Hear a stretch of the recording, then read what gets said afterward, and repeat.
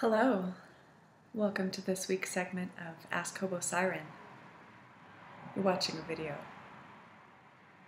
This week's question comes from Forgetful, who writes, Dear Hobo Siren, there is a woman I see occasionally because she is a substitute teacher like I am.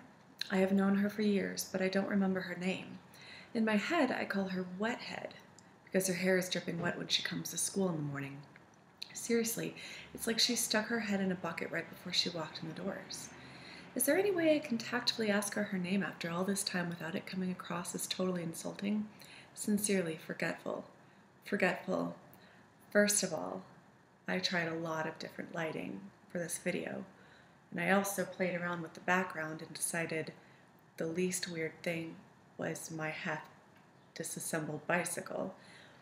Also, I put my Invisalign back in, which will cause me to lisp, but make my teeth look straighter. Second of all, thanks for that terrific question.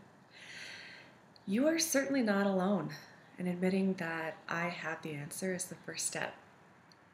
The discomfort you're being subjected to after forgetting somebody's name, not so much forgetting it, but realizing that you never bothered to learn it in the first place, is something that a lot of narcissists deal with on practically a daily basis.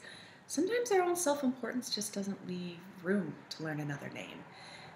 And let's face it, a lot of people just aren't that memorable, and sometimes the most remarkable thing about them is an unfortunate facial feature.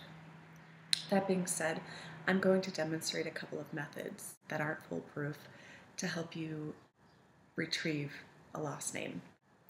So the first method is the slickest, but its downfall is that it requires a third party, and this third party must possess two traits. First of all, they must be aware of your deficiency, in this case, the fact that even after all these years you don't know Wethead's name, and second of all, they must not have ever been formally introduced to Wethead, because then the whole thing goes belly up and nobody wins. So what you're going to do is you're going to introduce third party, whose name will be Shirley for sake of demonstration, to Wethead. And so you're gonna be talking to Wethead, and you're gonna say, "Oh, hey, have you met Shirley? I don't think you guys have been introduced." And then you're gonna get super, super busy, and you're gonna look at whatever's on your desk. You're gonna start writing really fast, and then Shirley's gonna look at you like all put out and act like you're super rude. And then she's gonna look at Wethead. She's gonna say, and she's gonna kind of gesture towards you, and she's gonna say, "And I'm sorry, what was your name?" And so they just took care of business for you. I mean, you look like a jerk because you didn't bother doing the introduction right, and then you got super busy. But you look like a jerk for being rude instead of never learning this woman's name. All right, the second method is to pretend that you have forgotten her name.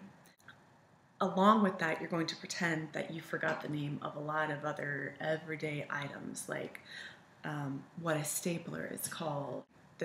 What do you call those little kids? Students. Anyways, so it goes something like this. Oh man, I'm so tired. You're talking to Wethead. I didn't even get to have a cup of...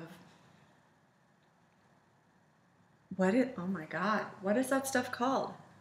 What's that? I just forgot the name of coffee. How is that even possible? What is wrong with my mind today? I mean, what am I gonna get what the book is called and what this is and what's your name? Sheesh, gosh, does that ever, I mean, seriously, what is your name? What's your name? Just kidding. No, seriously, what's your name? Just kidding. No, seriously, what's your name? And eventually, she's gonna be so uncomfortable that she's gonna tell you her name. And you're gonna look at you and you say, Jessica. For the sake of demonstration, that's going to be what I say. Jessica, I know your name. I was just kidding. No, she's the jerk. This option is not actually going to work at all. So now you have a third option, which is simply to, mid-conversation, admit that you are totally having a mind blank. You're going to be talking to her and you're going to say, "Oh my goodness, I'm so embarrassed. I can't remember your name. Has that ever happened to you? I'm such a jerk. I'm so sorry." And so what you've just done is you've saved a little face because you're saying that you forgot her name just for a couple of seconds as opposed to admitting that you never knew her name. So I'm going to close with a final question. Can't you just ask somebody who knows what her name is what her name is?